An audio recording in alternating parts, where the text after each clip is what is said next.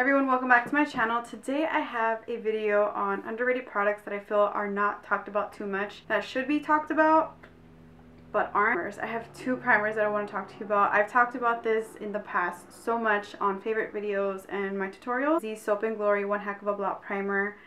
If you guys know the love that I have for this is, oh, I love it. I love it.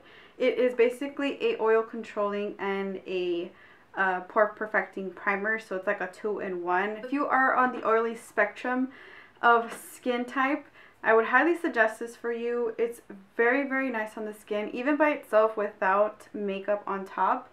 It works perfectly fine. I put my aunt on this, and I need to put my mom on this. I just feel like nobody talks about this, and it should be definitely more hyped up on YouTube, I think, and Instagram and all that. But like I said, you guys are sleeping on this if you're oily or combo skin and have pores. Another primer that it's changed its packaging now. This is the old one. This is the Kiko Milano Matte Fluid Moisturizing and Mattifying Fluid. It didn't say it's an actual primer. It's more of a moisturizer, but I use it as a primer, and it works really well. This doesn't fill in your pores. That's the only downside about it. But it will control your oil throughout the day. So you can use this by itself. So if you're someone who just doesn't like to wear makeup a lot, you just want something that's going to oil control, this is for you. Or you can use the Soap & Glory. So these two are super, super underrated, I think, and should be talked about even more on YouTube. Like, y'all need to get on this train. I have a high-end foundation to talk to you about, and it is the Smashbox Studio Skin 15-hour wear hydrating foundation. Why did nobody tell me about this? If you've tried this foundation, why didn't you tell me? This thing is so, so good. I am currently wearing her right now, and I absolutely love the finish of it, the longevity of it.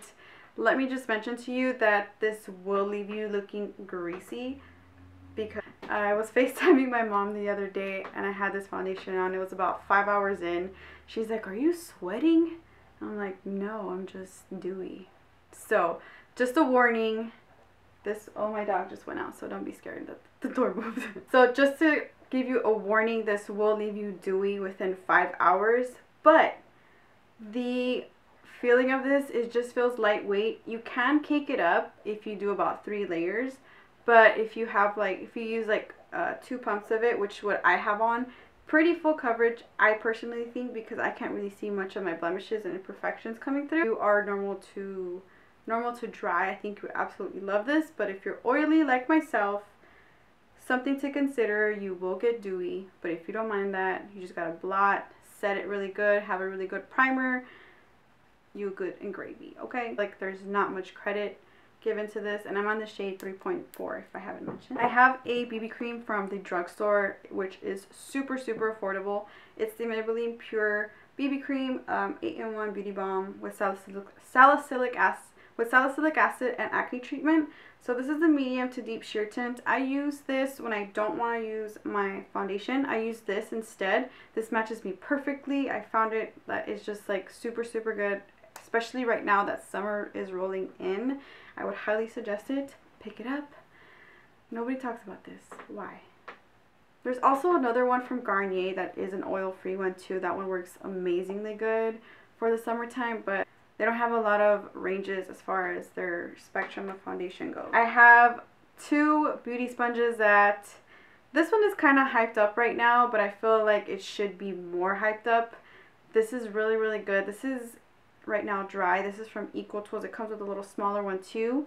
And this is from NYX Cosmetics. I know Kathleen Lights did mention this, and they've had this for a while now. My favorite as far as drugstore, super affordable. This is what it looks like wet because I did use it.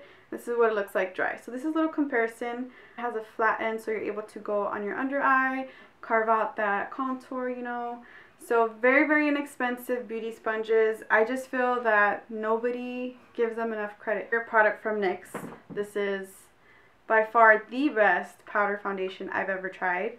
This is the NYX No Filter Powder. I feel like the only person that's talked about this powder foundation is Casey, Still Glamorous. If you guys don't know who she is, gosh, she's so gorgeous. She's all tatted. She has nice lips. She has a nice body. Girl, she's everything. I love her spiritual journey and stuff. Anyways, she's the only one that I heard her talk about this, and I do have a full review on it. But if you have not tried this, you are missing out. I have another Soap & Glory product. This is the Soap & Glory Archery Volume Boost Brow Fiber Gel. This looks exactly like the Benefit Gimme Brow thing. Like, it's small, it's only $10. And look at this. You can literally just fill in your eyebrows with it. It does have a lot of product on the actual brush, but you can just like feather it out and you'll be good to go. It does have the little fibers that you can actually see that actually fill in the brows. I did use it today on my eyebrows and this is amazing. Only $10. It beats the Benefit one. Just a better alternative. I highly suggest it. Why does nobody not talk about this? IDK. These are so slept on. So slept on. I really don't know why NYX doesn't hype these up as they should. I really wish NYX would hype these up more and would have a bigger selection of these. These are the NYX Full Throttle lipsticks. I have the shade 03, which is called Kiss the Dust, and 01, it's called Con Artist. I talked about these before too. They are a matte finish, non-drying on your lips, and they last all day. Not gonna say any more about it. They only cost like about $7. This Full Throttle line is just so slept on. I feel like nobody talks about it. Why? Again, I don't understand. NYX, y'all need to extend these colors because this formula is bomb. I have a liquid lipstick that's not from NYX. This is the Morphe liquid lipsticks that I have. I have two shades. I have Peanut and Jealousy. These two right here. And again, why doesn't nobody talk about them too much? I feel like they haven't gotten a lot of love as they should. The texture is super moussey once you apply it on, kind of like the Anastasia, but they do dry down and they do dry down to a complete matte finish. It doesn't transfer and it's super comfortable. It's not going to feel drying on your lips. So if you're someone who is interested in a liquid lipstick but doesn't like that drying feeling, I would suggest this. It's about $12, $13. I don't think it's that expensive because it's a little bit more quality, I personally think. And they're just slept on. They have a huge range of colors too. So very, very underrated, I think. If you haven't tried these, I highly suggest you pick it up yourself. If I'm wrong, let a girl know. Okay? I'll catch you in my next video. Toodles!